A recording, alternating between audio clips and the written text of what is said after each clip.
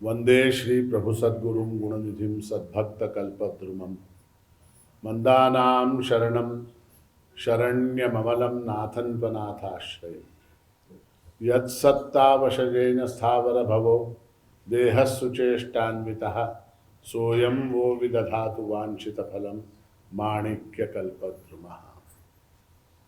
सदाशिवसमारम्भां शङ्कराचार्यमध्यमाम् अस्मदाचार्यपर्यन्तां वन्दे गुरुपरम्पराम्।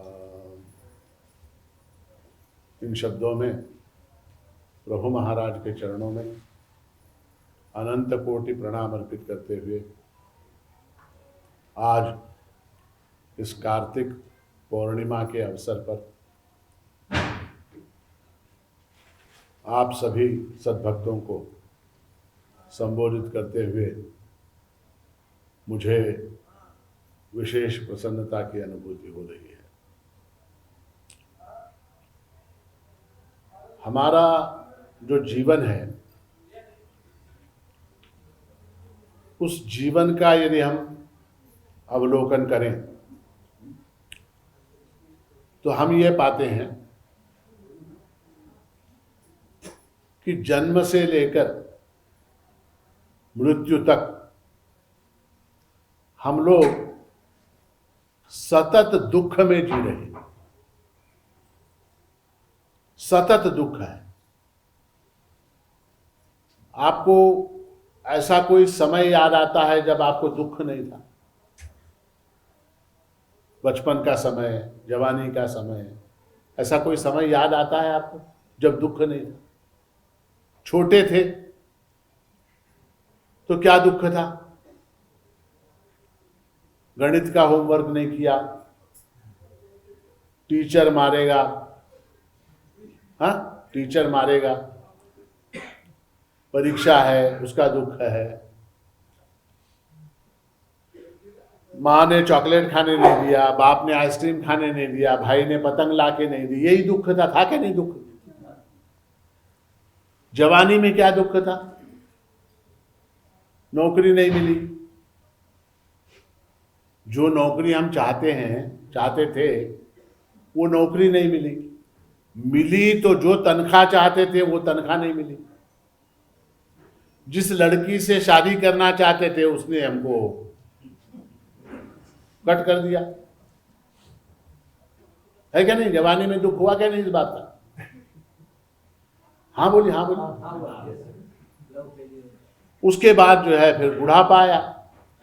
बुढ़ापे में फिर दुख है, बीपी है, शुगर है, हाँ, आर्थराइटिस है, हाँ, और क्या, साइटिका है, फलाना है, ढिमकाना है, हाँ, सारे रोग हैं, उसका दुख है। उसके बाद परिवारजनों का दुख है। बेटा नहीं पूछता, बेटी नहीं पूछती। उतना क्यों, बीवी तक नहीं पूछती बुढ़ापे में।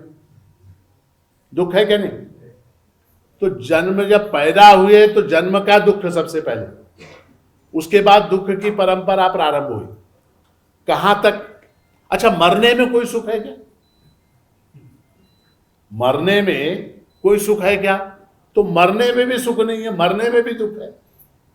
तो हम ये देखते हैं कि जन्म से लेके मृत्यु तक हमने केवल दुख ही दुख उठाया है। केवल दुख उठाया है। इस दुखमय जीवन में कभी कभी छोटे मोटे सुख आए। छोटे मोटे सुख आए, कभी नौकरी लग गई, शादी हो गई, प्रमोशन मिल गया, बेटा हो गया, हाँ, बेटा अमेरिका चला गया, ऐसे कुछ आए क्षण सुख के। किंतु वो जो सुख है वो कितनी देर टिका? कितनी देर टिका? नौकरी लगी इस बात का सुख, नौकरी लगी इस बात का सुख हुआ, ठीक है। अब सुख होने के बाद नौकरी लगी, वो नौकरी के लिए जाने लगे वो कंपनी में। वहां जो बॉस है, वो आपका जो ऑफिसर है, जो सुपरिटेंडेंट है, वो रोज उठ के आपकी जान खा रहा। तो फिर क्या हो गया? फिर वहां से शादी हुई, बहुत खुश। शादी वाले दिन आप खुश थे क्या नहीं? हाँ, शादी हुई, खुश, दूसरे तीसरे दिन से फिर शुरू, खटपट शुरू हो, हुई क्या नहीं? वहां फिर वो दुख है ना। पैसा आया, सुख हुआ थोड़ी देर के लिए, फिर इनकम टैक्स की नोटिस आ गई, फिर दुख शुरू हो गया। तो इस तरह से हम देखते हैं कि सुख जो है वो कभी कभी थोड़ा सा आता भी है तो अपने साथ दुख लेके आता है, नए नए दुख लेके आता है। किंतु एक बात है, इस दुखमय जीवन में हमने बहुत सा समय सुख में गुजारा है, बहुत सा समय सुख में गुजारा है। कब? बहुत अच्छे, बहुत सुंदर उत्तर कि हमने जो है नींद में बहुत सुख उठाया, बहुत सुख। आधी जिंदगी जागृति में दुख है, जागृति में क्या है? दुख का अनुभव किया। स्वप्न में भी दुख है। स्वप्न में क्या है? स्वप्न में कभी सुख है कभी दुख है, फिर वहां दुख है। स्वप्न में भूख लगती है, स्वप्न में प्यास लगती है, स्वप्न में बीवी झगड़ा करके जाती है, स्वप्न में ये सब होता है ना, तो वहां भी दुख है। सुख कहाँ है? तो सुषुप्ति में हमको सुख की अनुभूति होती है कि नहीं? नींद में आप लोग कल रात को सोए कि नहीं सोए? कुछ दुख हुआ? कोई दुख नहीं हुआ। यहां तक कि लोग अपने प्रिय व्यक्ति को जो है स्मशान में ले जाके जला के आते हैं और उसके बाद फिर सोते हैं, और जागने के बाद पूछो उनसे नींद कैसे? ब्यूटीफुल, बहुत अच्छी, बहुत अच्छी, सुख हुआ, बहुत अच्छा सुख। तो सुषुप्ति में सुख है। अब फिर विचार करने के बाद हमको ये पता लगाना है कि सुषुप्ति में सुख क्यों है और जागृति में दुख क्यों है ना भाई? सवाल विचार करने की बात है कि जागृति के अंदर दुख है, सुषुप्ति के अंदर सुख है, नींद में सुख है। तो उसका कारण क्या है? वो फार्मूला अगर हमको मिल जाए, कौन सा वाला? कौन सा फार्मूला? सुषुप्ति में सुख किस फार्मूले के तहत आता है, वो फार्मूला अगर मिल जाए तो जागृति में भी हम वो फार्मूला अप्लाई करके सुख पा सकते हैं। Simple, as simple as that. ठीक है, तो वो फार्मूला क्या है? तो फार्मूला यह है कि सुषुप्ति के अंदर मन लीन हो जाता है। मन क्या हो जाता है? लीन हो जाता है। लीन हो जाता है यानी क्या? लीन हो जाता है यानी क्या? स्लीप मोड में चला जा। स्लीप मोड होता ना, स्लीप मोड टीवी में कंप्यूटर में वगैरह होता, स्लीप मोड। या थोड़ी देर के लिए ऐसा समझे स्विच ऑफ हो जाता, मन जो है वो थोड़ी देर के लिए स्विच ऑफ हो जाता, 6 घंटे 7 घंटे 8 घंटे के लिए स्विच ऑफ हो जाता, और उसके बाद जैसे ही जागृत हो गए फिर चालू, फिर दुख शुरू। तो इसका मतलब यह हुआ कि मन ही हमारे दुख की जड़ है। मन जब काम करता है उस समय दुख है, मन जब गपचुप बैठता है उस समय सुख है।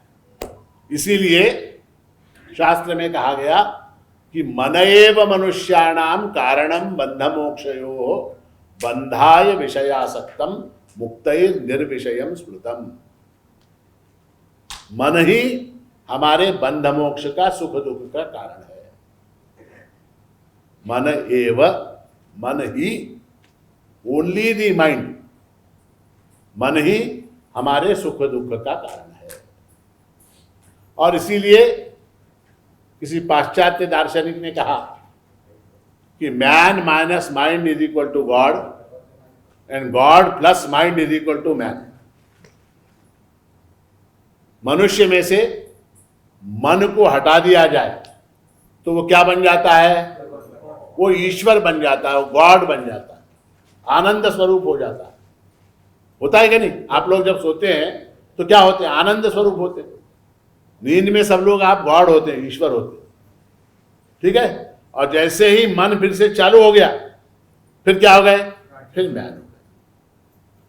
ईश्वर में अगर मन बिठा दिया जाए तो वो मनुष्य बन जाता है, मनुष्य में से मन हटा दिया जाए तो वो ईश्वर बन जाता है। तो मन एव मनुष्याणाम कारणम बंध मोक्षयोः बंधाय विषयासक्तम मुक्तैर निर्विषयम स्मृतम, ऐसी ही अमृत बिंदु उपनिषद की श्रुति है। अब प्रश्न ये है कि ये तो महाराज जी आपने बता दिया, क्या मन ही हमारे दुख की जड़ है। अब उस मन को चुपचाप कैसे बिठा, उसका धर्म है क्या चुप बैठने का? उसका स्वभाव है क्या चुप बैठने का? हाँ, किसी बंदर को आप चुपचाप बिठा सकते हैं क्या? शेर को बिठा सकते, हाथी को बिठा सकते, ऊंट को बिठा सकते, गाय को बिठा सकते, घोड़े को बिठा सकते, बंदर को बिठा सकते। चुपचाप बैठेगा क्या वो बंदर? उसका काम ही कूदना है, उसका काम कूदना है, इस झाड़ से उस झाड़ पर, उस टहनी से उस टहनी पर, उस शाखा से उस शाखा पर, इस दीवार से उस दीवार, कूदना उसका काम। तो जब तक वो मन शांत नहीं होगा तब तक हमको सुख की प्राप्ति नहीं। इसलिए हमारे शास्त्रकारों में, हमारे जो अनेक दर्शन हैं, उन दर्शनों में योग दर्शन नामक एक दर्शन है, पतंजलि मुनि प्रणीत। पतंजलि नाम सुना आपने? कहां सुना? बाबा रामदेव के 10,000 वर्ष पहले पतंजलि मुनि हुए। अब क्या है, आप पतंजलि यानी पतंजलि प्रोडक्ट्स, दंत कांति, दंत कांति, उससे आप पतंजलि को जोड़ते। ठीक है, उस नाम का प्रयोग किसी कंपनी ने किया, किसी बाबा ने किया, वो बात ठीक है, किंतु वो पतंजलि मुनि कौन है? जिन्होंने योग शास्त्र की रचना की, योग सूत्रों की रचना की। और उसमें पतंजलि मुनि ने कहा कि योगश्चित्त वृत्ति निरोधा। योग यानी क्या? योग यानी चित्त वृत्ति के निरोध का नाम योग है। अर्थात क्या? मन को शांत बिठाने का नाम योग है। मन को शांत बिठाने का नाम योग है। योग चित्त वृत्ति निरोधा। आपने योग शब्द भी सुना होगा, है ना? इंटरनेशनल योगा डे, है ना? वो योग नहीं कहते हम लोग। जब तक योगा न कहे ना तब तक हमको लगता नहीं है कि हमने सही बोला है। योगा, योगा, योग यानी क्या? योग यानी क्या? तो हमारी कल्पना ऐसी है, योग यानी प्राणायाम करना और विविध प्रकार के आसन करना। ठीक है, शरीर को स्वस्थ रखने के लिए, शरीर को निरोगी रखने के लिए प्राणायाम करना और आसन करना ये योग है। अब हजारों लोग प्राणायाम करते हैं, आजकल तो बहुत पॉपुलर हो गए। हजारों लोग आसन करते हैं, दुख से मुक्त हुए क्या? हजारों लोग प्राणायाम करते हैं, हजारों लोग आसन करते हैं, मयूर आसन, कुक्कुट आसन, चक्रासन, फलाना आसन, हलासन। मुझे शवासन बहुत पसंद है। शवासन, आराम से पड़े रहो, आसन करते हैं। तो ये आसन करने से, प्राणायाम करने से दुख की निवृत्ति होती है क्या? तो हम ये देखते हैं कि वहां भी दुख जो है वो फिर प्राणायाम से पहले जो दुख था वो प्राणायाम के समाप्त होने के बाद फिर वैसा का वैसा बना रहता है। दुख की निवृत्ति नहीं होती। दुख की निवृत्ति क्यों नहीं होती? क्योंकि मन जो है वो फिर अपना काम चालू कर देता है। मन अपना काम चालू कर देता है। तो फिर हमारे से गलती क्या हुई? हमारे से गलती क्या हुई? तो पतंजलि मुनि ने योग शब्द जो कहा है, उस योग में 8 स्टेप्स हैं। कितने? 8। उसको अष्टांग योग कहते हैं। अष्टांग योग कहते हैं। अब ऐसा है, गणित की कोई समस्या है, मान लीजिए गणित का एक प्रॉब्लम, गणित का प्रॉब्लम क्या? मान लीजिए 100 मजदूर मिलकर एक काम 3 घंटे में करते हैं, तो 200 मजदूर मिलकर वो काम कितने घंटे में करेंगे, ऐसा एक प्रश्न आया, अक्सर आता है एग्जामिनेशन गणित में। तो उस क्वेश्चन को सॉल्व करने के कुछ स्टेप्स होते, कुछ स्टेप्स हैं। तो पहला स्टेप क्या, 100 मजदूर मिलकर 3 घंटे में एक काम करते हैं, तो एक मजदूर को कितना टाइम लगेगा, तो वो अपने को, वो पहला स्टेप होगा।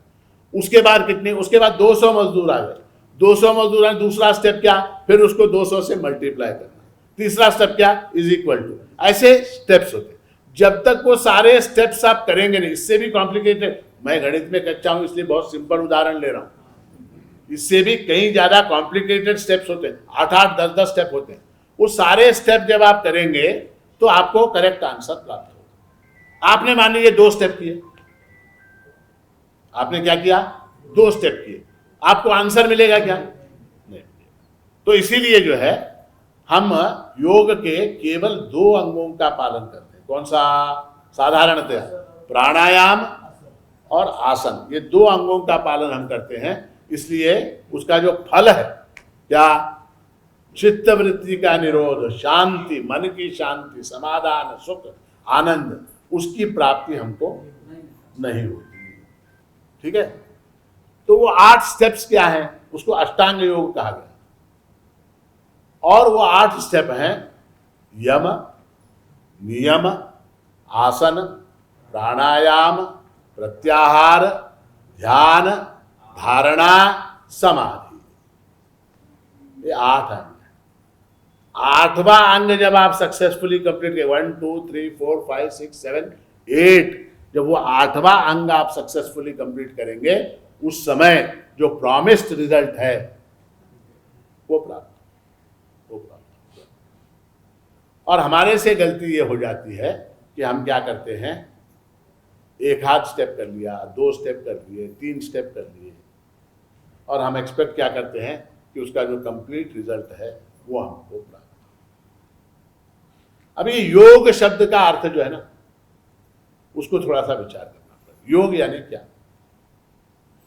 योग शब्द का जो शब्दकोश में अर्थ है वो है जोड़ना, टू ज्वाइन। योग यानी जोड़। 2 और 2 का योग कितना, 4 और 4 का योग कितना, 8। जोड़ने का नाम योग है। और यहां योग शब्द से अर्थ ऐसा है, जीवात्मा को परमात्मा से जोड़ने का नाम योग है। जीवात्मा क्या है, जीवात्मा अत्यंत दुखी है। जीवात्मा क्या है, अत्यंत दुखी है। उसको सर्दी है, उसको खांसी है, उसको डायबिटीज है, उसके बीवी से झगड़ा हो गया, उसको बाप ने घर से निकाल दिया, उसको क्या नौकरी से निकाल दिया गया, उसके घर बिक गया, उसको कर्जा हो गया, उसको दोस्तों ने मारा, दारू पी के सड़क के ऊपर पड़ा था, पुलिस उठा के ले गई। ये सारे दुख हैं उसको, किसको, जीवात्मा। और परमात्मा क्या है, वो आनंद स्वरूप है। इस जीवात्मा को जब हम आनंद स्वरूप परमात्मा से जोड़ेंगे तभी हमको आनंद की प्राप्ति होगी। आप लोग कंप्यूटर चलाते हैं, कंप्यूटर चलाते, ठीक है, कंप्यूटर चलाते हैं तो डाउनलोड करते हैं कि नहीं, डाउनलोड कोई एक फाइल डाउनलोड करते हैं कि नहीं। अब मान लीजिए आपको क्या उदाहरण, अब मान लीजिए आपको माणिक प्रभु संस्थान के जो कार्यक्रम हैं, जो वीडियोस हैं, जगन्नाथपुरी यात्रा का वीडियो है, द्विशताब्दी महोत्सव का वीडियो है, प्रवचन का वीडियो है, ये आपको डाउनलोड करना है, ये आपको डाउनलोड करना है। ध्यान से सुनिए, हाँ, डाउनलोड करना है। तो आप समझिए उसके लिए क्या करना पड़ेगा आपको। उसके लिए आपको कंप्यूटर की भाषा में कहें तो माणिक प्रभु संस्थान का जो वेबसाइट होगा उससे आपको कनेक्ट होना पड़ेगा। https://manikprabhu.org/ वहां जाके आपको डाउनलोड करना। आप मान लीजिए bollywood.com के ऊपर गए, कहां गए, bollywood.com, ठीक है। वहां से आप Bhagavad Gita 7th chapter download कर सकते हैं क्या? क्यों नहीं कर सकते? क्यों नहीं कर सकते? उस सर्वर में वो है ही नहीं, उस सर्वर के अंदर वो है ही नहीं। माणिक द्विशताब्दी महोत्सव 2017 यह है क्या वहां पर Bollywood.com में? हाँ? वहां क्या है? वहां दूसरा ही मैटर है। वहां क्या है? वहां दूसरा मैटर है, दूसरी फाइल्स है वहां पर। बंबई से आया मेरा दोस्त, दोस्त को सलाम करो, डाउनलोड। तो अगर हमको आनंद प्राप्त करना है तो कौन से वेबसाइट से कनेक्ट होना पड़ेगा?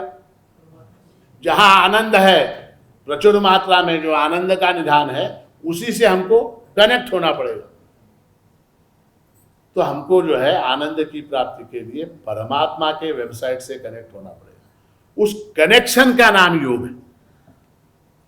वो जो कनेक्शन हम स्थापित करते हैं उसका नाम योग है। और इसीलिए भगवान ने श्रीमद् भगवद गीता के प्रत्येक अध्याय में योग शब्द का प्रयोग किया है ना? सबसे प्रसिद्ध कौन सा है? तो भक्ति योग 12वां अध्याय, भक्ति योग का। और विशेष बात देखिए कि सारे अध्यायों को भगवान ने कर्म संन्यास योग कहा, गुणत्रय विभाग योग कहा, क्षेत्र क्षेत्रज्ञ विभाग योग कहा। तो ऐसे योग योग हर जगह योग योग। और जो पहला अध्याय है जिसके अंदर अर्जुन को शोक हुआ, उसका नाम क्या? अर्जुन विषाद योग। उसका भी नाम योग। क्यों अर्जुन विषाद योग? क्यों? क्योंकि अर्जुन का विषाद ही था, अर्जुन का शोक था, अर्जुन का दुख था, जिसने उसको परमात्मा से कनेक्ट किया। उस शोक के कारण, उस विषाद के कारण, उस दुख के कारण वो परमात्मा से कनेक्ट हुआ। अगर अर्जुन को शोक नहीं होता, अगर मान लीजिए थोड़ी देर के लिए कल्पना कीजिए कि दोनों सेनाओं के मध्य में मेरे रथ को स्थापित करो हे अच्युत, ऐसा अर्जुन ने भगवान से कहा। भगवान ने रथ ले जाके खड़ा किया, मान लीजिए दोनों सेनाओं के बीच में। अच्छा ये भीष्म है, हट हट हट। अच्छा ये द्रोण है, अच्छा ये द्रोण। ये कौन? ये दुर्योधन, ये दुर्योधन। ऐसा अगर अर्जुन वहीं पर युद्ध शुरू कर देता तो भगवत गीता की कोई आवश्यकता ही नहीं थी, है ना? ये भीष्म है, अच्छा देखता हूं इसको, बुड्ढे को। ये कौन? द्रोण, अच्छा इसको देखता हूं। ऐसा अगर निकाल के शूट करना शुरू कर देता अर्जुन, तो फिर वहां भगवत गीता का कोई सवाल नहीं। अर्जुन को शोक हुआ, अर्जुन को मोह हुआ, अर्जुन को दुख हुआ।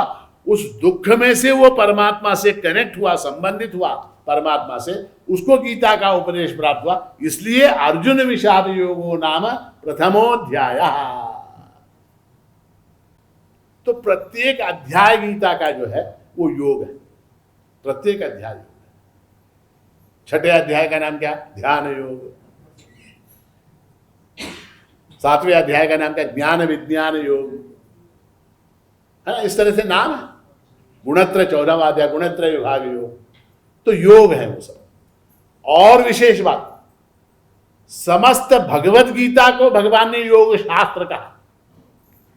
समस्त भगवत गीता। ओम तत्सत श्रीमद् भगवद गीतासु उपनिषत्सु योग शास्त्रे कृष्णार्जुन संवादे भक्ति योगो नाम 12वां ऐसा आता ना अंत में, पुष्पिका कहते हैं उसको। तो उसमें भी समस्त भगवद गीता एक योग शास्त्र, प्रत्येक अध्याय स्वयं स्वतंत्र योग। और समस्त भगवद गीता के अंदर कर्म योग, उपासना योग, ज्ञान योग, ये 3 योग।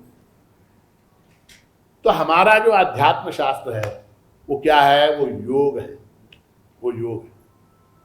किंतु एक बात ध्यान देने की है, पतंजलि मुनि का जो योग शास्त्र है वो योग शास्त्र द्वैत का प्रतिपादन करता है, वो द्वैत का प्रतिपादन करता है।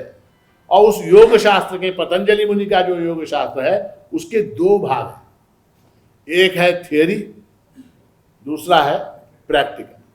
एक थ्योरी पार्ट, एक प्रैक्टिकल पार्ट।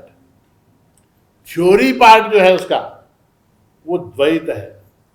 तो हम वेदांती जो हैं पतंजलि मुनि के थ्योरी पार्ट को, योग शास्त्र के थ्योरी पार्ट को रिजेक्ट करते हैं, हम उसका खंडन करते हैं, हम उसको नहीं मानते, किंतु उसका जो प्रैक्टिकल पार्ट है उसको हम स्वीकार करते हैं, उसको हम स्वीकार करते हैं।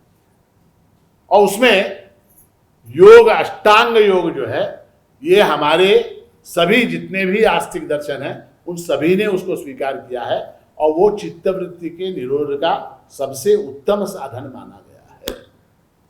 तो कहने का तात्पर्य क्या कि अष्टांग योग जो है पतंजलि मुनि द्वारा प्रणीत अष्टांग योग जो है वो चित्तवृत्ति के निरोध का उत्तम साधन है। दुख का कारण चित्तवृत्तियां हैं, और उनका निरोध जब हम नहीं करेंगे, जब तक उनको हम कंट्रोल में नहीं लेंगे, तब तक सुख नहीं हो सकता। क्यों नहीं हो सकता? क्यों नहीं हो सकता? इसलिए नहीं हो सकता क्योंकि परांची खानी व्यतरणत स्वयंभू परांग तस्मात् परांग पश्यति नान्तरात्मन कश्चित धीरः प्रत्यगात्मानमैक्षत आवृत्त चक्षुर अमृतत्वमिच्छन्, ऐसी श्रुति है कठोपनिषद। हमारी जो इंद्रियां हैं वो सब कैसी बनाई परमात्मा ने? उनका मुंह बाहर की ओर है, सारी इंद्रियों का मुंह बाहर की ओर है। बाहर जो दिखेगा उसकी तरफ दौड़ेगा, बाहर शब्द दिखा उसकी तरफ दौड़ा, बाहर रूप दिखा उसकी तरफ दौड़ा, बाहर रस दिखा उसकी तरफ दौड़ा, बाहर गंध दिखा उसकी तरफ दौड़ा। ठीक है, तो इस तरह से ये बाहर दौड़ने वाली है। तस्मात् परांग पश्यति नान्तरात्मन, इसलिए ये इंद्रियां जो हैं बाहर ही देखती है, न अंतरात्मन। अंतरात्मन यानी क्या? अंदर बैठा हुआ जो आनंद का स्रोत है, सुख का खजाना है, अंदर है वो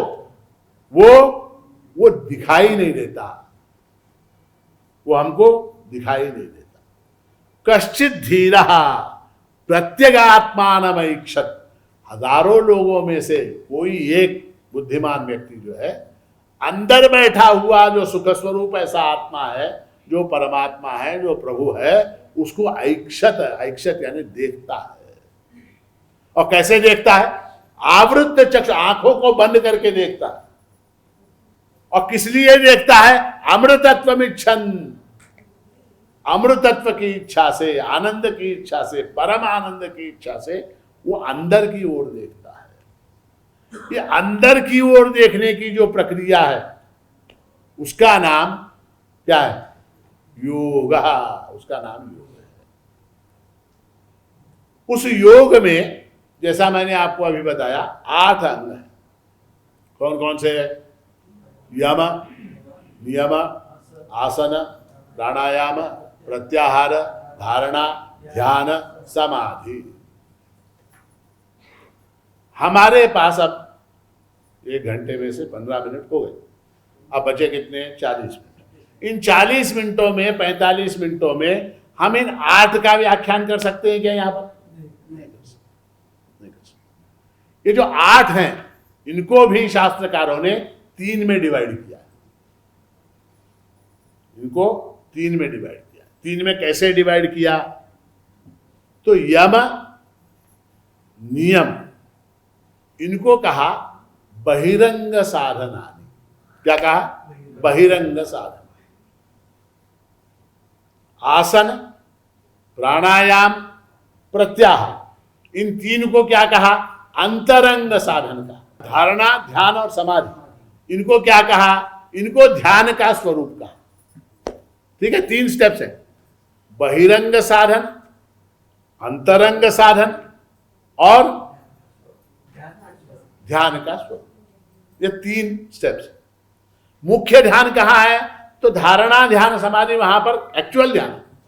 वो एक्चुअल ध्यान सिद्ध करने के लिए अंतरंग साधन चाहिए। अंतरंग साधन, वो अंतरंग साधन सिद्ध होने के लिए बहिरंग साधन चाहिए। जैसे उदाहरण क्या? तो उदाहरण है कि हमको क्या करना है? भोजन पकाना। हमको क्या करना है? भोजन पकाना है। अब भोजन पकाने के लिए, हाँ, भोजन पकाने की जो एक्चुअल क्रिया है वो क्या है? चावल को उबालना, तेल को गरम करना, उसके अंदर जीरा डालना, हल्दी डालना, हींग डालना, तरकारी डालना, दाल डालना, वो सब करना, वो एक्चुअल है। किंतु वो करने के लिए अंतरंग साधना चाहिए। अंतरंग साधना यानी क्या? नहीं, घर में जो है चावल होना चाहिए, दाल होना चाहिए, दाल होनी चाहिए, तेल होना चाहिए, जीरा होना चाहिए, राई होनी चाहिए, टमाटर होने चाहिए, कोथमीर होनी चाहिए। ये सारी चीजें सिद्ध होगी तो ही होगा ना वो, तो वो होना चाहिए। उसके लिए फिर बहिरंग साधना चाहिए। बहिरंग साधना यानी क्या? उसके लिए घर में एक किचन होना चाहिए, घर में एक किचन होना चाहिए, एक गैस होना चाहिए। एक गैस आजकल क्या हो गया है, इस सब की कोई आवश्यकता नहीं। जोमैटो और स्विगी, ऑर्डर का, आपको जो चाहिए ऑर्डर करो, फटाफट एक अंगूठे से ऑर्डर कर दो, सटाक से लेके आता। अब पता नहीं कहां से लेके आता, बीच में कितना खा के आता, क्या करता है, कुछ समझ में नहीं। वो लाता जरूर है, लाता जरूर है, लाता है। तो बहिरंग साधना, अंतरंग साधना, प्रत्यक्ष ध्यान। अब बहिरंग साधना यानी क्या? अब एक प्रश्न मैं आपसे पूछता हूं, क्रिकेट का और आइसक्रीम का क्या संबंध है? बताइए। क्रिकेट का और आइसक्रीम का क्या संबंध? क्रिकेट, हाँ, उसका और आइसक्रीम का क्या संबंध है? मन लगा के देखते, मन लगा के खाते। कोई व्यक्ति क्रिकेटर बनना चाहता है और वो अगर आइसक्रीम खाता रहेगा तो वेट गेन करेगा, और वेट गेन करने से उसका क्या हो जाएगा? फिटनेस कम हो जाएगी। फिटनेस कम होने से वो क्रिकेट बढ़िया नहीं खेल सकता। ये कनेक्शन है उसका। तो क्रिकेट खेलने के लिए बहिरंग साधना क्या? Proper diet, proper diet. क्योंकि ऐसा है, एक व्यक्ति है, उसको क्रिकेटर बनना, तो आप बोलेंगे क्रिकेटर बनने के लिए क्या करना चाहिए? क्रिकेट की प्रैक्टिस करनी चाहिए। सीधी बात है ना। क्रिकेटर अगर उसको बनना है तो मैदान में जाना चाहिए, नेट प्रैक्टिस करनी चाहिए, क्रिकेट की प्रैक्टिस करनी, क्रिकेटर बन जाएगा। मगर गहरा विचार करेंगे तो पहले उसको अपनी डाइट सुधारनी पड़ेगी। वो क्या खाता है? पानी पूरी खाता है, हाँ, और क्या खाता है? आइसक्रीम खाता है, ये जंक फूड खाता है, फास्ट फूड खाता है। वो खाने से शरीर स्थूल हो गया, और रात को 3 बजे तक यूट्यूब देखता, रात को 3 बजे तक यूट्यूब देखता। ऐसा आदमी सुबह 5 बजे उठ सकता है क्या? तो फिर वो कब उठेगा? 11 बजे। वो 11 बजे उठेगा, 11 बजे उठेगा, तब तक क्रिकेट प्रैक्टिस समाप्त। वो हो सकता है क्या क्रिकेटर? नहीं हो सकता। तो बहिरंग साधना क्या हुई क्रिकेटर बनने के लिए, एथलीट बनने के लिए, क्रिकेटर बनने के लिए, स्पोर्ट्समैन बनने के लिए? बहिरंग साधना क्या है? तो बहिरंग साधना ये है, आपको डाइट, लाइफस्टाइल, एक्सरसाइज, है ना, ये सारी चीजें बहिरंग साधना। वो करेंगे तो वो होगा। उसी तरह से शास्त्र में योग सिद्ध करने के लिए कुछ बहिरंग साधनाएं बताई गई। पहले ये करो, ये करोगे तो क्या हो जाएगा? तुम्हारा योग आसान हो जाएगा, आसान। जैसे जो प्रॉपर डाइट लेता है, प्रॉपर एक्सरसाइज करता है, वैसा आदमी जल्दी जो है सेलेक्ट हो जाता है। फिटनेस है उसके पास, उससे बोला ग्राउंड के 4 चक्कर लगाओ, वो 4 चक्कर लगा के भाग के आ गया, सेलेक्ट करने का ये ठीक है। दूसरा है 3 बजे तक वीडियो देखने वाला, पानी पूरी खाने वाला, आइसक्रीम खाने वाला, मोटा तुलतुल ऐसा आदमी, उसको भगाओ। वो 2 राउंड में हा हा हा करने लगा, उसको क्या? रिजेक्ट कर देते। तो बहिरंग साधना। तो हम क्या करेंगे आज के दिन? केवल बहिरंग साधना क्या है, योग को सिद्ध करने के लिए बहिरंग साधना क्या है, उसका थोड़ा सा विचार करेंगे। बहिरंग साधना में 2 चीजें, कौन कौन सी? यम। यम यानी क्या? और नियम यानी क्या? ऐसा है कि बहुत सी जगह पर अंग्रेजी में एक ये होता है क्या, एक बोर्ड लगे होते, उसको कहते हैं डूज एंड डोंट्स। आप लोग तिरुपति गए? तिरुपति गए? हाँ बोलो ना, फिर शर्माने में क्या बात? हाँ बोलो। तिरुपति गए, वहां पर मैंने क्या देखा, वहां पर डूज एंड डोंट्स के बोर्ड हर जगह लगे हुए, ठीक है। अब क्या लिखा हुआ है वहां पर? डोंट में एक चीज मैंने देखी कि तिरुपति में उस पर्वत के ऊपर महिलाओं द्वारा बालों में फूल लगाना वर्जित है। डोंट, बालों में फूल लगाना वर्जित है। क्यों? क्योंकि वहां एक मान्यता है कि उस पर्वत के ऊपर जितने फूल हैं वो सब किसके लिए हैं? वो सब भगवान वेंकटेश के लिए हैं। उन फूलों में से कुछ फूल लेके अपने सिर में डालना, ये वहां पर एक प्रकार का अपराध है, एक प्रकार का अपराध। डोंट, फूल मत लगाइए बालों में, ये नहीं। पान खाके इधर उधर मत थूकिए, डोंट, लिखा हुआ है। तिरुपति पर्वत के ऊपर मद्य, मांस, मदिरा इत्यादि का प्रयोग सर्वथा वर्जित है। Don't, don't. पकड़े गए तो आपको सीधे नीचे भेज दिया जाएगा या आपके ऊपर एक्शन लिया जाएगा, जो भी होगा होगा। तिरुपति में आप मदिरा पान कर सकते हैं क्या? मांस भक्षण कर सकते हैं क्या? नहीं कर सकते, ठीक है। तो डोंट लिखा हुआ। डू क्या लिखा है? एक दूसरा बोर्ड है डूज। डूज क्या? कि भारतीय वस्त्र परिधान कीजिए। डू क्या? भारतीय वस्त्र परिधान कीजिए। मतलब क्या? मतलब ये कि जीन्स है, वो क्या बोलते हैं उसको, हाफ पैंट है, वो जीन्स के अंदर फटे हुए छेद बना के पहनते हैं ना आजकल। क्या आपके पास है क्या नहीं वैसी जीन्स? हाँ, नहीं है? ठीक, अच्छी बात। मैंने देखा इसमें वीडियो में, फोटो में, वो बहुत जगह वो जीन्स जो है अच्छी बढ़िया जीन होती है, उसको घुटने के ऊपर, यहाँ जांग के ऊपर, यहाँ टकने के ऊपर उसको फाड़ के, उसको छेद बना के, उसको जला के उसका विद्रूप कर देते, फिर उसको फैशन के तौर पर।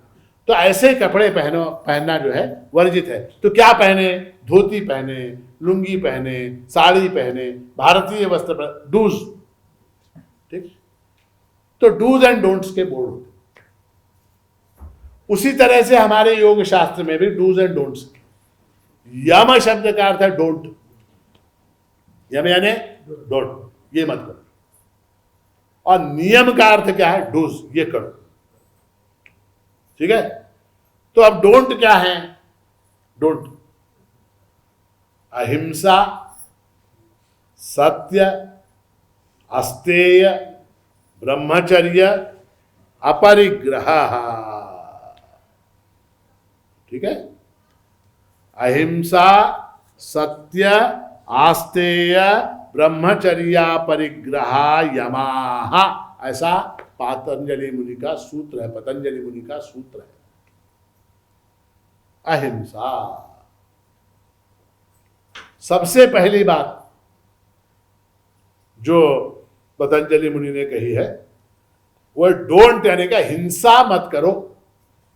हिंसा मत करो, पहली बात। हिंसा यानी क्या?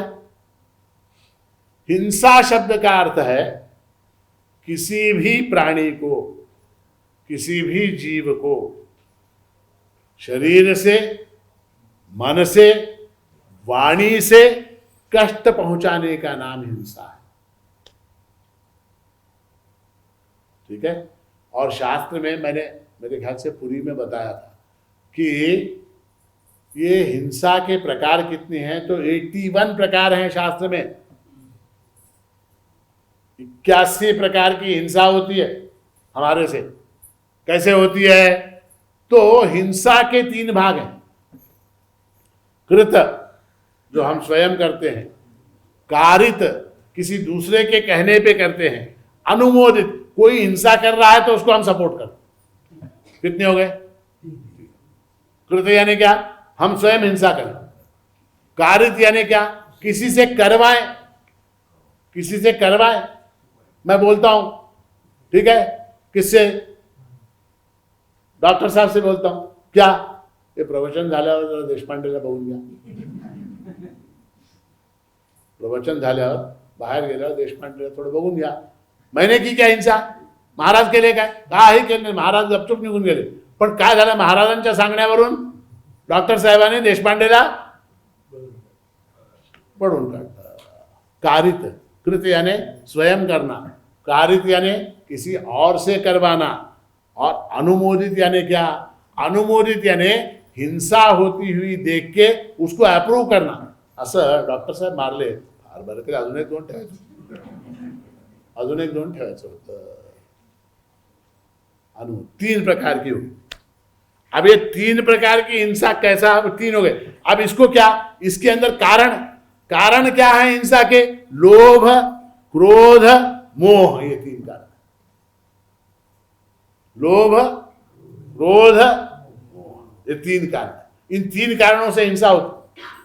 हिंसा ऐसे नहीं होती. अब यहां बैठे हुए आप में से किसी को ऐसा लग रहा है कि महाराजांचा गळा दाबावा? नाही वाटत असेल तर सांगा, मला काही हरकत नाही. वाटू राहिलंय का? का वाटत नाही? कारण नहीं. अब मान लीजिए थोड़ी देर के बाद आप में से किसी को पता लगा, क्या महाराजांच्या आसनाखाली 25 तोळे सोनं आहे. किती आहे? 25 तोळे. 25 तोले सोना. ये 25 बहुत छोटा है यार अमाउंट. 2 किलो सोना जो है आसन के नीचे दबा हुआ है. ये महाराज के आसन को छोड़ के हिल नहीं रहा. अब क्या करेंगे? जाऊ दे, सगळे लोक जाऊ दे, जाऊन गळा धरला तर आपल्या पण है क्या नहीं? लोभ के कारण हो सकती है. या मान लीजिए आपका किसी का मेरे ऊपर क्रोध है तो हिंसा हो सकती है. या मोह के कारण हो सकती है. तो लोभ के कारण, मोह के कारण, क्रोध के कारण हिंसा हो सकती है.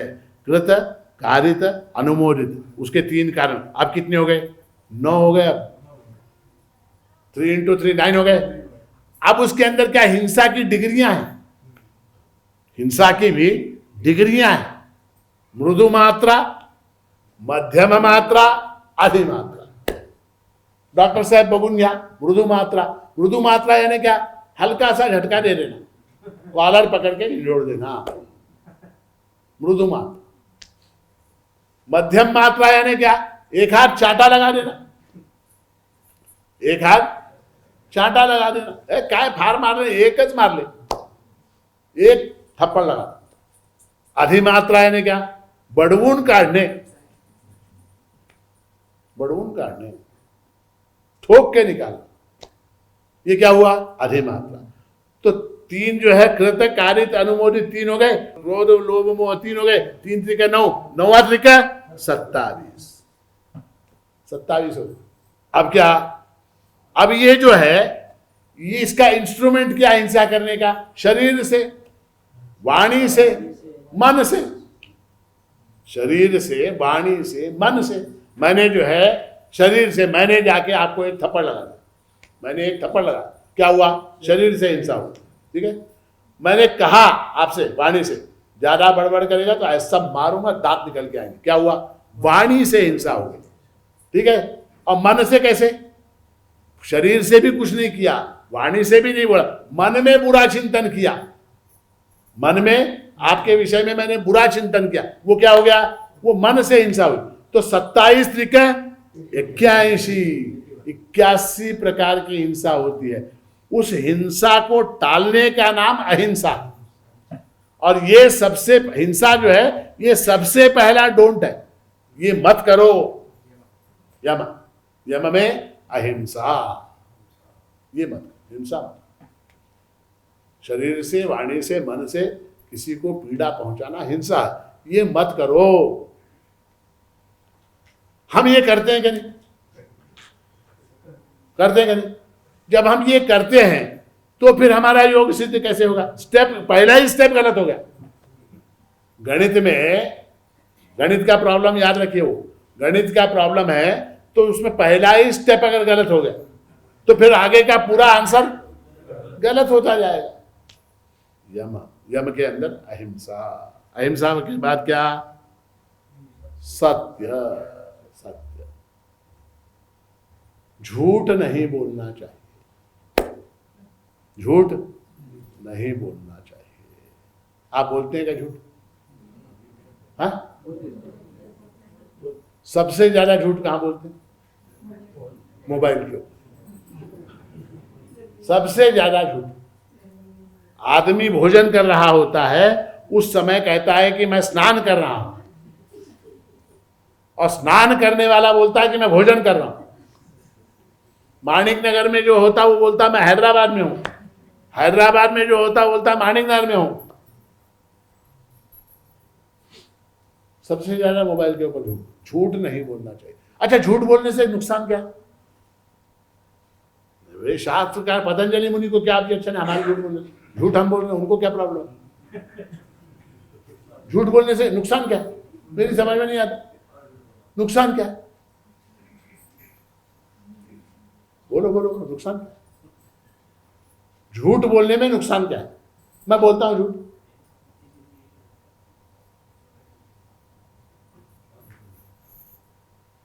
हम लोग पूरी यात्रा गए थे ना, कितने लोग थे हमारे साथ? 900,000 लोग थे। 25,000 लोग साथ में थे। मैंने कहा ठीक है, मैंने कहा ठीक है मैं झूठ बोला, ठीक है मैं झूठ बोला। आपको क्या प्रॉब्लम है? तकलीफ क्या है? झूठ बोलने से फर्क क्या पड़ता है? झूठ बोलने से फर्क ये पड़ता है कि हमारे अंदर उस झूठ को याद रखना पड़ता है। सच को याद रखने की जरूरत नहीं है, सच को याद रखने की जरूरत नहीं है, झूठ को याद रखना पड़ता है। क्या बोला मैंने आज? क्या बोला? 25,000 लोग थे। फिर कल कोई पूछेगा मुझसे पूरी यात्रा में आपके साथ महाराज जी कितने थे? मैंने कहा 18,000 थे। तो क्या हुआ? तो वो झूठ पकड़ा जाता है। एक्चुअल थे कितने? 800-900 थे। एक्चुअल कितने? 800-900 लोग थे। तो वो अगर 800-900 का फिगर मैं बताता हूं तो फिर याद रखने की जरूरत नहीं, क्योंकि वो सत्य है। झूठ बोलते समय याद रखना पड़ता है। क्या बोला था? 25 बोला था, अब क्या 18 बोला, गलत हो गया, है ना? तो इस तरह से झूठ में क्या हो जाता है कि हमारे मन के अंदर बैगेज बढ़ता चला जाता है। कितने झूठ हम बोलेंगे उतना मन के अंदर बैगेज बढ़ेगा। बैगेज मालूम है आपको? बैगेज पूरी यात्रा में गए थे, हाँ? तो जिनके पास केवल वो हमारा एक झोला था, कौन सा? जगन्नाथपुरी यात्रा सिद्धराज माणिक वो पुण्यतिथि, वो एक थैला था, वो सुखी था? या जिसके पास 3 सूटकेस, एक गले में बैग, एक इधर बैग और 2 पानी की बोतल हाथ में थी, वो सुखी था? बताइए कौन सुखी था यात्रा में? हाँ, एक बैग वाला, एक बैग वाला। लोगों ने अपने लटका रखे, इधर एक लटकाया, इधर एक लटकाया, 2 सूटकेस पे खींचने वाला सूटकेस, फिर वो क्या पानी की बोतलें, फलाना ढिमकाना। ऐसे लग रहा है जैसे हिमालय के ऊपर वो चढ़ता है ना, कौन अपना एवरेस्ट के ऊपर, हिलेरी तेनसिंह, वो जैसे तैयारी करके जो ऐसे सामान खींच के ढोके लेके जाते। ठीक है, जितना ज्यादा सामान उतना दुख, जितना ज्यादा सामान उतना दुख। ये झूठ क्या हो जाता है? मन के अंदर सामान बनता चला जाता है, ये बोझ बनता चला जाता है मन के ऊपर। और मन जब तक हल्का नहीं होगा तब तक वो योग के अंदर प्रवृत्त नहीं हो सकता, वो सफर ही नहीं कर सकता, आगे बढ़ ही नहीं सकता आगे। तो सत्य, और वो सत्य कैसा होना चाहिए? सत्यम ब्रूयात प्रियम ब्रूयात, न ब्रूयात सत्यम अप्रियम, प्रियंच नानृतम ब्रूयात, येष धर्म सनातन। यही सनातन धर्म है। क्या? सत्यम ब्रूयात, सत्य बोलो, मगर वो सत्य प्रिय होना चाहिए। सत्य क्या होना चाहिए? प्रिय होना चाहिए। सत्यम ब्रूयात प्रियम ब्रूयात, न ब्रूयात सत्यम अप्रियम। सत्य भी है और वो अप्रिय है, तो न ब्रूयात, नहीं बोलना चाहिए। प्रियंच नानृतम ब्रूयात, और झूठ प्रिय है मगर वो झूठ है तो नहीं बोलना चाहिए।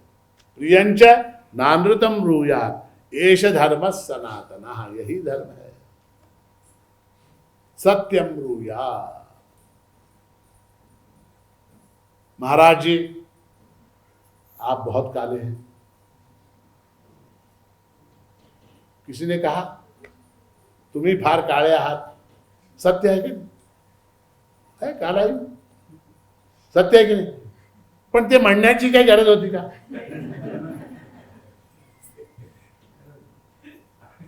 प्रियम ब्रूयात्,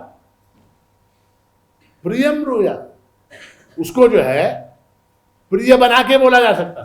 महाराज तुम्ही फार सावळे आहात, फार छान दिसता तुम्ही, म्हणजे काय म्हणायचं होतं ते म्हणून टाकलं। काय काळ्याला, काले को सांवला बोल दिया तो क्या हो जाएगा? प्रिय हो जाएगा वो। जैसे उदाहरण मैं देता हूं कि कभी कभी क्या हो जाता है कि लोग कपड़े पहन के आ जाते, साड़ियाँ वाड़ियाँ कपड़े वपड़े पहन के आ जाते, और एक्सपेक्टेशन ये होती है कि लोग उसकी तारीफ करें। ठीक है, अब मान लीजिए एक महिला है, एक साड़ी पहन के आए, ठीक है, वो अक्सर जो है अपनी किसी सहेली से या कि परिचित से ये कैसा लग रहा है ऐसा पूछती है। ती साडी परवा पुरीमध्ये घेतली, कशी आहे?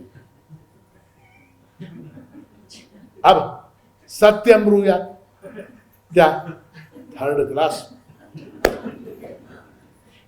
ऐसा अगर बोल दिया, हमने दूसरी महिला ने बोला क्या थर्ड क्लास है ये साड़ी, ऐसा बोल दिया तो क्या हो जाएगा? गुस्सा आ जाएगा, क्रोध हो जाएगा, मनमुटा हो जाएगा, झगड़ा हो जाएगा, प्रॉब्लम हो जाएगा। सत्य बोला क्या नहीं, वो साड़ी थर्ड क्लास है, साड़ी है third class, no doubt third class sari है, मगर सत्य बोल दिया इसने साड़ी थर्ड क्लास है। अब क्या? अब उसको प्रियम ब्रूयात् कैसे करेंगे? उसको प्रियम ब्रूयात् कैसे करेंगे? तो जब वो पूछती है महिला ये साड़ी कैसी है, मैंने पुरी में खरीदी है, या तो पुरी गई थी वहां से लाई है, कैसी है साड़ी, तो प्रियम ब्रूयात् उत्तर क्या होना चाहिए? इससे भी वो रामेश्वर वाली साड़ी बहुत अच्छी है। क्या हुआ? अब क्या हुआ? सत्य कन्वे हो गया। क्या सत्य जो है वो कन्वे हो गया, पहुंच गया सत्य। सत्य क्या है? ये साड़ी अच्छी नहीं, और उसका कहने का तरीका क्या है? इससे भी वो बनारस वाली साड़ी अच्छी है, रामेश्वर वाली अच्छी है, हैदराबाद वाली है, वो साड़ी इससे अच्छी। मतलब क्या हो गया? मतलब क्या हो गया? प्रियम ब्रूयात्, ये बुरा है ऐसा नहीं कहा, मैं इससे वो अच्छा है, मतलब क्या उसके मुकाबले में ये बुरा है ना? तो सत्य बोलना चाहिए, और वो सत्य कैसा होना चाहिए? प्रिय होना चाहिए। और प्रियंच नानृतम ब्रूयात्, और प्रिय है, और अगर वो झूठ है तो नहीं बोलना चाहिए। महाराज तुम्ही सेम शाहरुख खान सारखं दिसता बघा।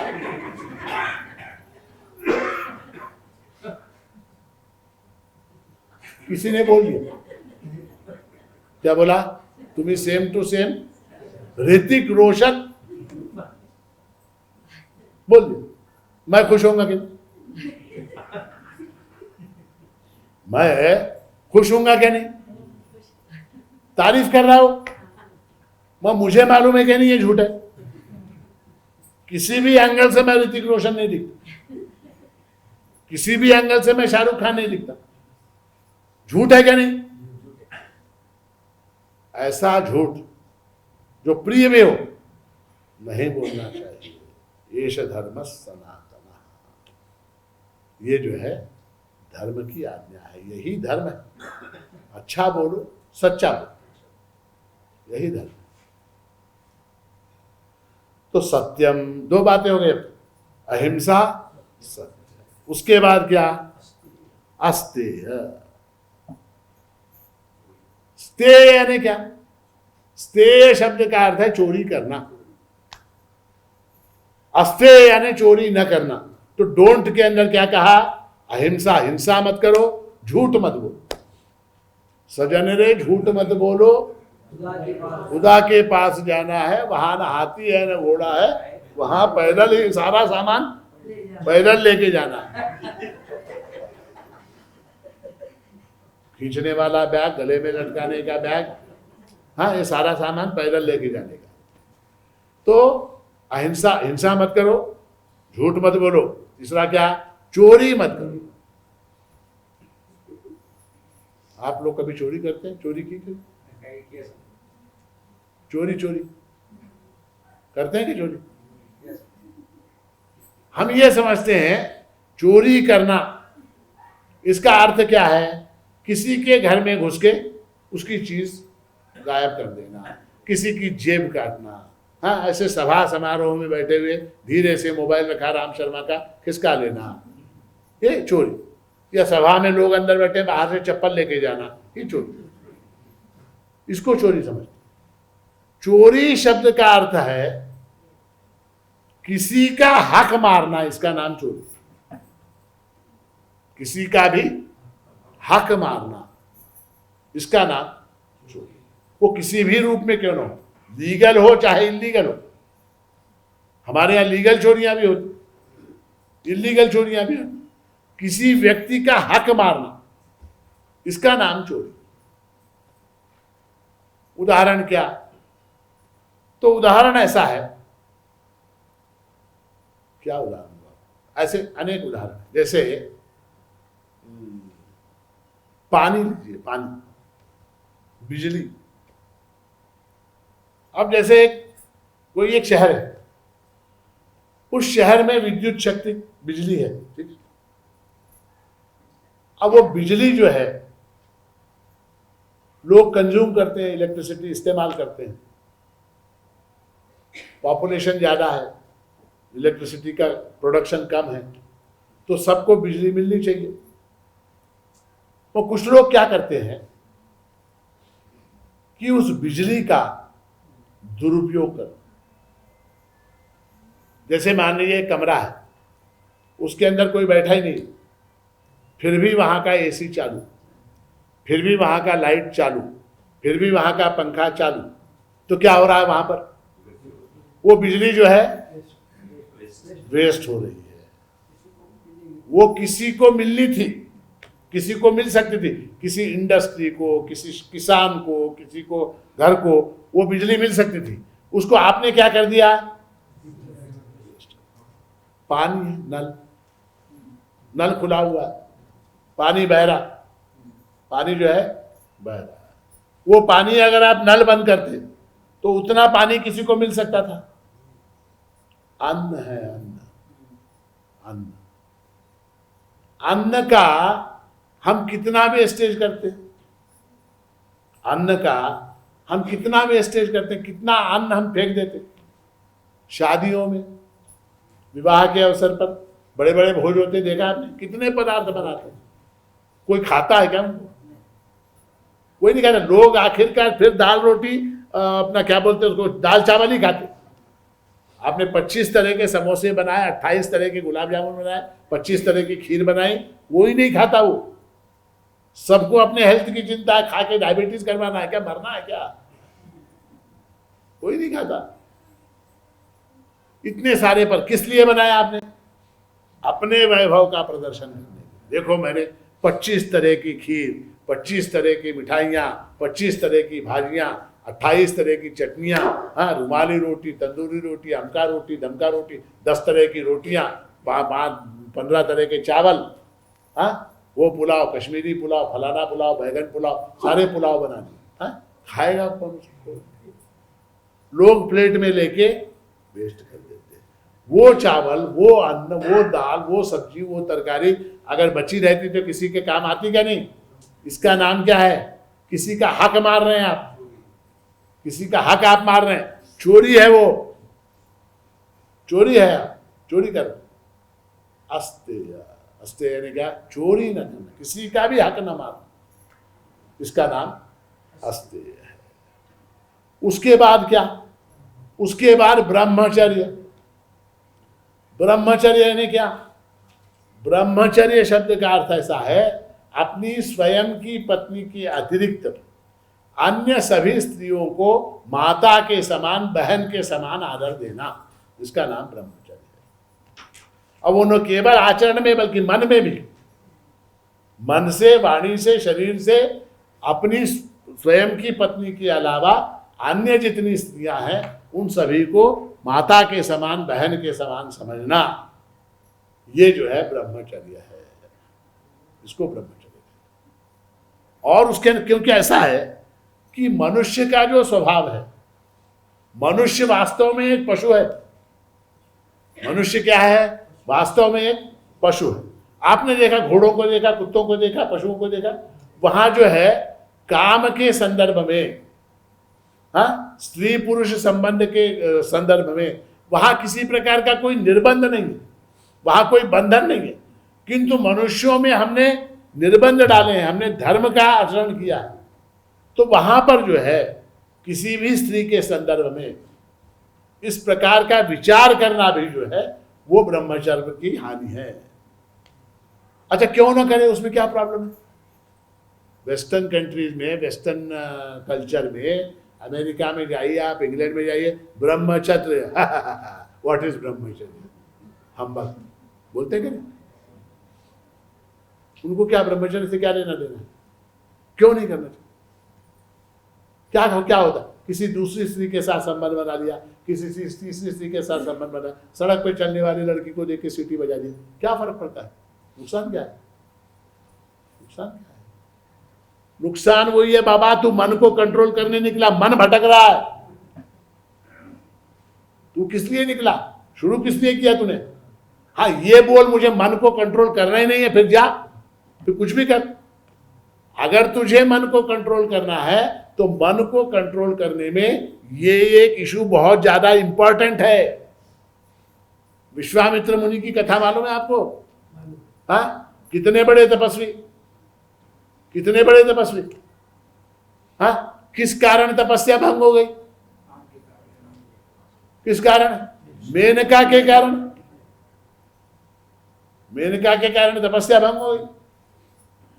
बड़े बड़े केसेस हैं जहां उनका जो है, क्या कहते हैं उसको, पतन जो हुआ वो इस कारण से हुआ। रावण, इसी कारण हुआ। तो कहने का तात्पर्य है कि ये जो विषय है, कौन सा? काम विषय जो है, वो सबसे ज्यादा मन को मथने वाला, सबसे ज्यादा मन को चंचल करने वाला विषय है। क्यों? क्योंकि हम पशु हैं, मूलतः पशु हैं। बेसिक इंस्टिंक्ट कहते हैं इसको बेसिक इंस्टिंक्ट कहते हैं। अपोजिट सेक्स की ओर जो है आकर्षित हो जाना, ये बेसिक इंस्टिंक्ट है प्राणी का। और उसके कारण फिर मन जो है भटकने लगता।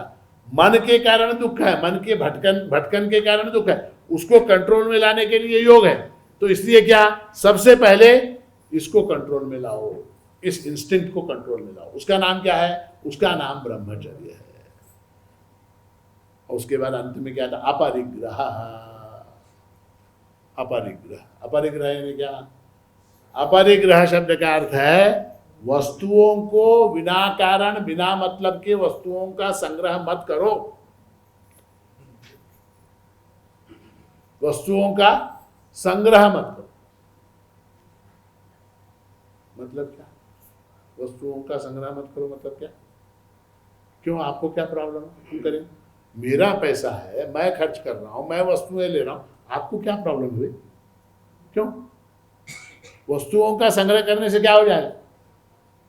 वो ऐसा है, लोग जो है ना घूमने निकलते, वो घूमने जब निकलते हैं तो बाजार में जाते हैं, शॉपिंग तो मुझे क्या बोलते हैं उसको, मोस्ट इंपॉर्टेंट कार्यक्रम है किसी भी यात्रा का, तो शॉपिंग। अब शॉपिंग में जाके ऐसी ऐसी वस्तुएं खरीद के लाते हैं जिनका उनके घर में कभी कोई उपयोग ही नहीं, कभी कोई उपयोग नहीं। एक हमारे मित्र परिचित, वो गए थे कश्मीर गए, ब्राह्मण बेचारे कश्मीर गए, कश्मीर जाके वापस लौटे। मैंने पूछा शॉपिंग क्या क्या की? बोले शॉपिंग बहुत जबरदस्त शॉपिंग की। बोले क्या लिया? महाराज आमच्या हिच्यासाठी एक गुरखा आणलं बघा। काय? बुरका काय त्याच्यावर डिझाईन आहे महाराज, कश्मीरी हैंडवर्क है, काय कश्मीरी हैंडवर्क। हाँ, काले रंग का बुरका लेके आया आदमी बीवी के लिए, अब वो कब पहनेगी, कब पहनेगी? हाँ, बुरखा पहन के घूम सकती क्या गुलबर्गा में, बीदर में, नांदेड़ में, उन्नाव में? हाँ, गया कश्मीर में मिला इसलिए लेके आया बुरका, क्या करेगा बुरके का? साड़ी लाता तो कुछ काम, कोई ड्रेस लाता तो कुछ था, हाँ, कुछ लेके आता काम किसी ने, लेके आया बुरका लेके आया। क्यों? क्योंकि वो हैंडवर्क, उसके ऊपर डिजाइन, जाली, बहुत बढ़िया काम है। इस तरह से आप देखिए, आपके घर में जितनी वस्तुएं हैं उनमें से 75% वस्तुएं यूजलेस है, फालतू चीजें हैं क्या नहीं है? हर साल दीपावली दशहरे के समय घर को जब साफ करते हैं उस समय एक निश्चय करते हैं, क्या? फालतू सामान काढून फेकून द्यायचं।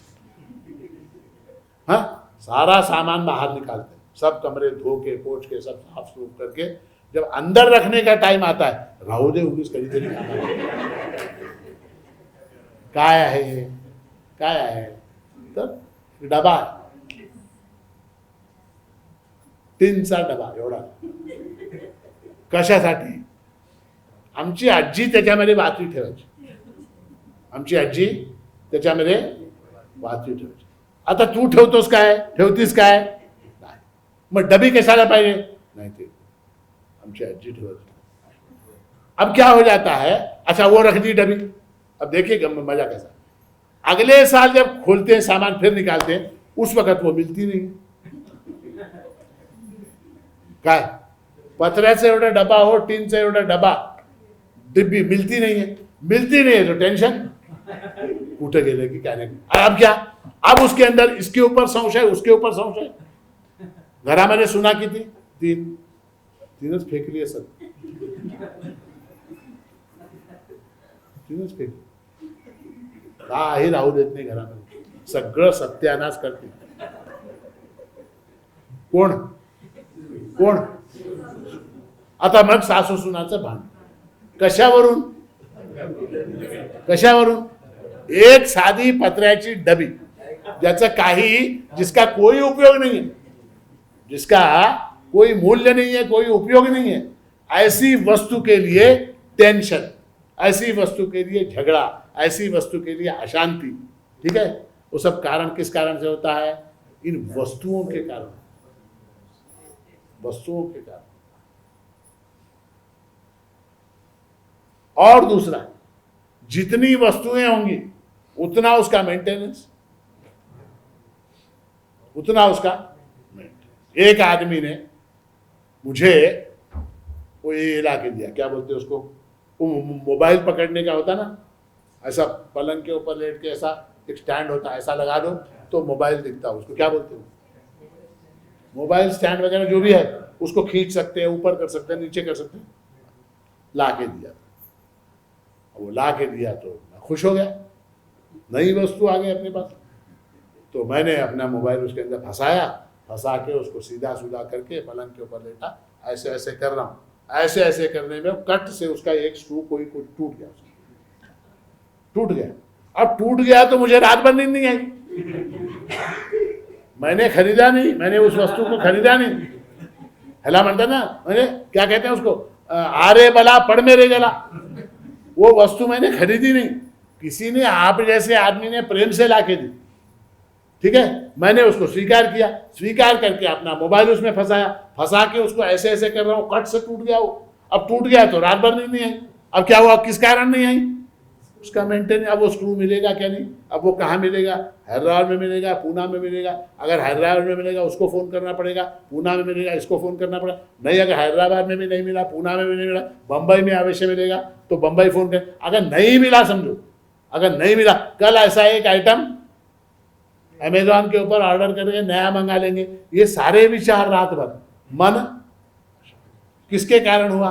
अगर वो वस्तु ना होती, अगर वो वस्तु ना होती तो मैं 10 मिनट के लिए मोबाइल हाथ में पकड़ के देखता, बाजू में रखता, सोता नहीं करता। ऐसी कितनी वस्तुएं हैं हमारे पास, कितनी वस्तुएं हैं जिनकी कोई उपयोगिता नहीं है, मगर उनका मेंटेनेंस, उसका खर्चा, उसकी चिंता, उसकी सुरक्षा में हमारे कितना टाइम, कितनी एनर्जी, कितना पैसा खर्च होता है, और मन में फिर अशांति बनी रहती।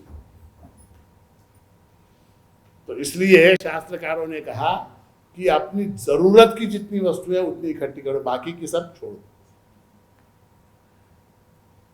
ठीक है? तो क्या हुआ? अपरिग्रह। तो परिग्रह मत करो। हाँ, स्त्रियों के प्रति जो है आदर का भाव, माता और बहन के समान आदर का भाव रखो। ब्रह्मचर्य, सत्य बोलो, झूठ मत बोलो, और अहिंसा। ये 5 चीजें जो हैं किसमें आती हैं? डोंट में आती हैं। डोंट, डोंट यानी ये मत करो। ये करोगे तो फिर फंस जाओ, फिर योग में तुम्हारी प्रगति नहीं होगी। अब क्या? डूज, डू क्या करना चाहिए? शौचम। शौचम यानी क्या? शौच शब्द का अर्थ है स्वच्छता। स्वच्छता। महाराज, मी दिवसातून 3दा स्नान करतो,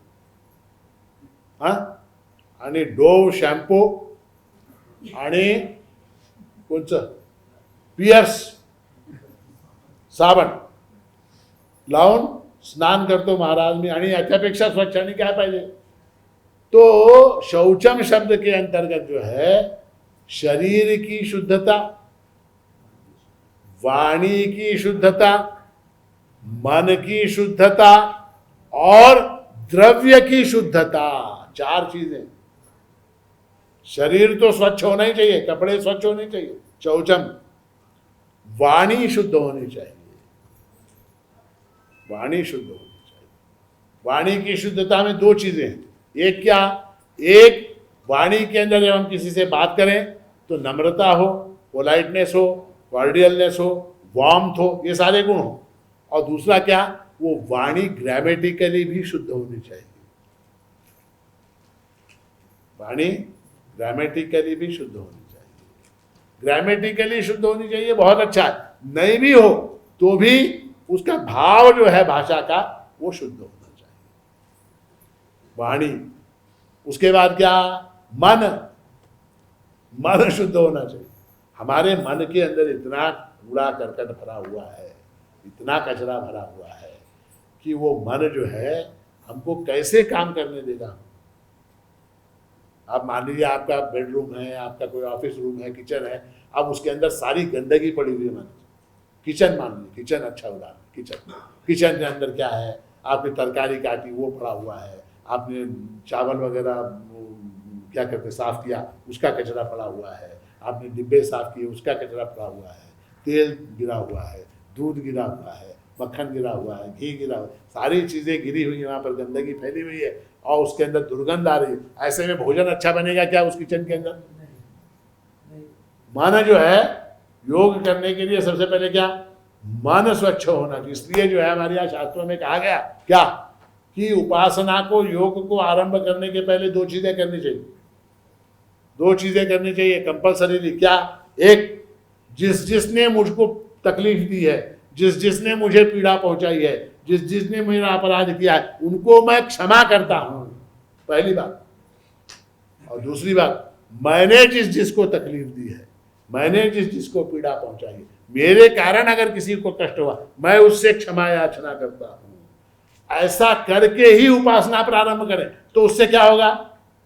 उससे क्या होगा? मन के ऊपर जो बोझ है, मन के ऊपर जो बोझ है, क्या बोझ है? मैंने आज अमुक को गाली दी, आज सवेरे फोन के ऊपर झगड़ा हुआ, मैंने डॉक्टर साहब को गाली दी। वो जो गाली दी, मैंने गलती की, वो सतत मेरे दिमाग में चलता रहता है। तो क्या? मैंने अपने स्थान पे बैठ के मैंने गलती की, आइंदा मैं ऐसा नहीं करूंगा, मैं डॉक्टर साहब से माफी मांगता हूं, खत्म हो गई बात, फिनिश। उसके बाद वो विचार नहीं आए। तो जिसको मैंने तकलीफ दी उससे क्षमा याचना करना, और जिसने मुझको तकलीफ दी उसको माफ कर देना। इससे क्या हो जाता? मन शुद्ध हो जाता है। और चौथा है द्रव्य की शुचिता। द्रव्य यानी क्या? पैसा। वो क्या होना चाहिए? वो व्हाइट होना चाहिए, व्हाइट होना चाहिए। संतोष। दूसरी चीज क्या होनी चाहिए? संतोष होना चाहिए। अच्छा, संतोष जो है वो आपको मान लीजिए कुछ मिल जाए तो संतोष होता है क्या? संतोष, कंटेंटमेंट, जितना भी मिल जाए। वो शास्त्रकारों ने कहा है पृथ्वी के ऊपर जितना धन है, जितना अन्न है, जितना धान्य है, जितनी स्त्रियां हैं, वो एक व्यक्ति को भी संतुष्ट नहीं कर सकती, एक व्यक्ति को भी संतुष्ट नहीं कर सकता। देखा, बड़े बड़े लोग, बड़े बड़े इंडस्ट्रियलिस्ट लोग आज कहाँ हैं? आज जापान में है, कल कहाँ? अमेरिका में है, परसों कहाँ है? लंदन में है। क्यों? क्यों? कमाने के लिए घूम रहे, करोड़ों अरबों खरबों पड़ा हुआ है, फिर भी कमाने के लिए घूम रहे। मन स्थिर रहेगा क्या? मन के चंचल होने का कारण ही असंतोष है, अपूर्णता है। ये वस्तु मेरे पास नहीं है। कौन सी? एप्पल का फोन मेरे पास कौन सा है? सैमसंग का है। मेरा फोन कौन सा है? सैमसंग का फोन। एप्पल का मेरे पास नहीं है, तो क्या? असंतोष हो। अब उस एप्पल के फोन के लिए मुझे कितनी कुलाटियां मारनी पड़ती? हाँ, उधर से पैसा लाओ, इधर से पैसा, उससे मांगो, इससे मांगो, चोरी करो, चपाटी करो, रिश्वत लो, कुछ भी करो, जुआ खेलो, कुछ भी करो, किसी तरह से वो क्या 1,00,000-1,50,000 रुपए है वो इकट्ठे हो जाए, करना पड़ता है कि नहीं? तो कहा संतोष। वो तो वो धन गजधन वारी धन और रतन धन खान, जब आवे संतोष धन सब धन धूरी समान। सब धन धूरी। वो मैं अक्सर सुनाता हूं कथा। क्या सिकंदर था? सिकंदर, वो सिकंदर विश्व विजय करने के लिए निकला। उसका एक गुरु था, वो गुरु के पास गया, अलेक्जेंडर। गुरु को बोला मैं विश्व विजय करने निकला, मुझे आशीर्वाद दो। तो गुरु ने कहा कहाँ कहाँ क्या क्या करने वाले हो? बोला यहाँ से मैं अमुक देश में जाऊँगा, वहाँ से अमुक देश में जाऊँगा, वो देश जीतूंगा, ये देश जीतूंगा, ये देश जीतूंगा, उसके बाद हिंदुस्तान जाऊँगा, हिंदुस्तान जीतूंगा, उसके बाद बांग्लादेश जीतूंगा, उसके बाद पाकिस्तान भी जीतूंगा। ये सारे देश जीत जात के बर्मा वर्मा होते हुए सारा सब कुछ जीतेगा। तो गुरु ने कहा वो सब जीतने के बाद फिर क्या करेगा? बोला उसके बाद में आराम करूंगा, उसके बाद में आराम करूंगा।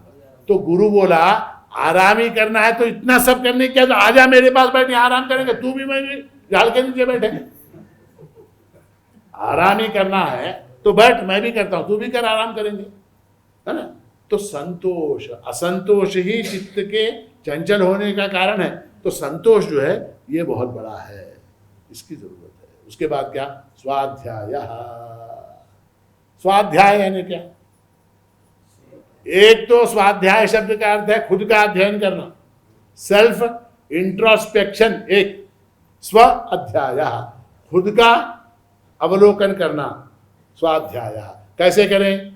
तो दिन भर हमने क्या क्या किया, क्या क्या कर्म हमने किए, किस किस के साथ क्या क्या व्यवहार किया, किस किस को हमने क्या क्या बोला, किस किस को हमने क्या क्या वचन दिए, कितने वचन निभाए, कितने कर्म किए, कितने पुण्य कर्म किए, कितने पाप कर्म किए, इन सारों का हिसाब किताब स्वयं बैठ के करना। इससे क्या हो जाता है? इससे अपने अंदर एक इंप्रूवमेंट करने की हमको शक्ति प्राप्त होती। स्वाध्याय। दूसरा क्या? स्वाध्याय शब्द का अर्थ है हमारे जो ग्रंथ हैं, रामायण है, महाभारत है, गीता है, भागवत है, तुकाराम महाराज की गाथा है, ज्ञानेश्वरी है, दासबोध है, ये सारे जो ग्रंथ हैं, इन ग्रंथों का अध्ययन करना, न सिर्फ खुद पढ़ना बल्कि अपने आगे आने वाली पीढ़ी को भी पढ़ाना, ये बहुत महत्व का है। हमारी संपदा ऐसी है ग्रंथों की कि जो है उसका कोई मुकाबला नहीं है दुनिया में कहीं।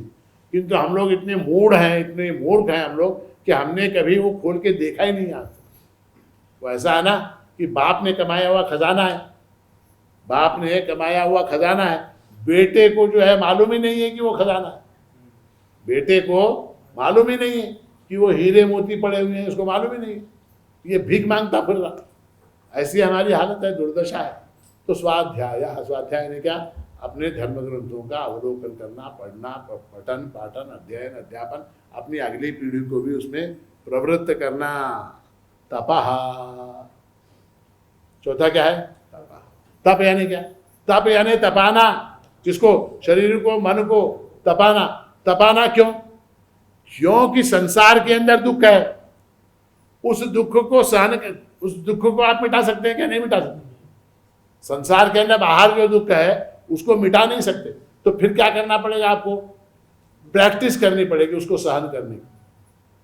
आप लोग पर्वतारोहण पे गए कभी? पर्वत पे चढ़ने के लिए नहीं गए कोई, मगर हम भी नहीं गए। तुम्ही म्हणाल तुम्ही गेलात काय महाराज? मी पण गेलो. तुम्हाला कसं माहिती? असंच वाचून स्वाध्याय पढ़ के। तो पर्वत पे जब चढ़ते हैं, स्पेशली एवरेस्ट जैसे वगैरह बड़ी बड़ी चोटियों पे, तो 10,000 फीट के ऊपर, 12,000 फीट के ऊपर, 14,000 फीट के ऊपर, 16,000 फीट के ऊपर, 20,000 फीट के ऊपर, 24,000 फीट के ऊपर कैंप्स। पर्वत पे चढ़ने वाले लोग एकदम से नहीं चढ़ते। तो पहले क्या? पहले 16,000 फीट की ऊंचाई के ऊपर एक कैंप होता, उस कैंप के अंदर जाके रहते। क्यों? क्या शौक है उनको वहां रहने का? क्या शौक है? एक्लेमेटाइजेशन। वहां क्या? 16,000 फीट के ऊपर, पर्वत के ऊपर जो मौसम रहता है, जैसी वहां ठंडी होती है, जैसी वहां ऑक्सीजन का जो प्रेशर होता है, उससे अपने आप को एक्लेमेटाइज करना। वो कर लिया आपने 16,000 के ऊपर, आप ओके हैं। उसके बाद क्या? फिर 20,000 फीट।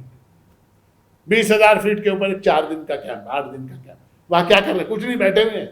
मगर वहां क्या? वहां की जलवायु, वहां का वातावरण, वहां का मौसम, वहां की हवा, इससे अपने आप को हम प्रैक्टिस कर रहे हैं। ठीक। उसके बाद क्या? 24,000 फीट। उसके बाद क्या? 28,000 फीट। और अंत में 29,000 फीट। कहां पर पहुंच गया आप? मान लीजिए पहले दिन माणिकनगर निघालो महाराज, दूसऱ्या दिवशी 12,000, तिसऱ्या दिवशी 14,000, पाचव्या दिवशी 29,000. कुठं? तिथूनच वर, तिकडच उधर ही। ठीक है। तो तप शब्द का अर्थ है कि शरीर को, मन को वगैरह तैयार करना इस दुख को सहन करने, वरना ये दुख हमको खा लेगा। वरना ये दुख जो है ये हमको खा लेगा, ये छोड़ने वाला नहीं। उसके लिए क्या? एक्लेमेटाइज करना। एक्लेमेटाइज करना जैसे क्या? भूख लगना, ये दुख है क्या? नहीं है क्या? नहीं। अब भूख लग रही क्या? नहीं। अब भूख लग, 2:10 हो गए, अब भूख लग रही है। अब भूख लग रही है, अब क्या? अब जो है ऐसे अनेक प्रसंग आएंगे आगे चल के भूख के। तो अब क्या? अब उस भूक को रोकने का प्रयास करना। काय?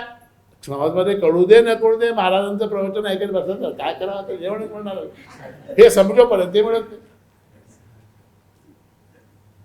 समझ रही बात? तो भूख है, नींद है? तो शरीर को क्या है? सुख की आदत पड़ी हुई है।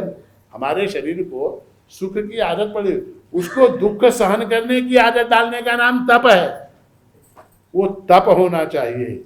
और अंत में आता है डूज के अंदर ईश्वर प्रणिधानम। ईश्वर का प्रणिधान। प्रणिधान यानी क्या? ईश्वर की आराधना, ईश्वर की उपासना, ईश्वर का स्मरण।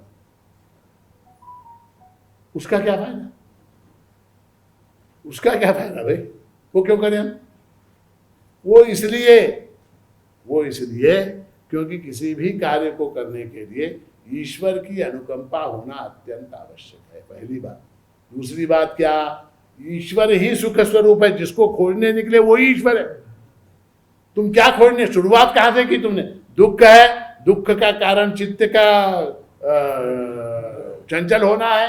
चित्त का निरोध करने के लिए योग है। योग का अंग जो है अपना क्या बोलते हैं, यम नियम है। तो अंततः क्या? चित्त को निरोध में लाना, आनंद प्राप्त करना, सुख प्राप्त करना। सुख का स्रोत ईश्वर है। सुख का स्रोत ईश्वर है ना? आपको अपनी मोबाइल की बैटरी चार्ज करनी है, मोबाइल की बैटरी चार्ज करनी है, तो कहां जाके चुबाओगे? कहां चुबाओगे?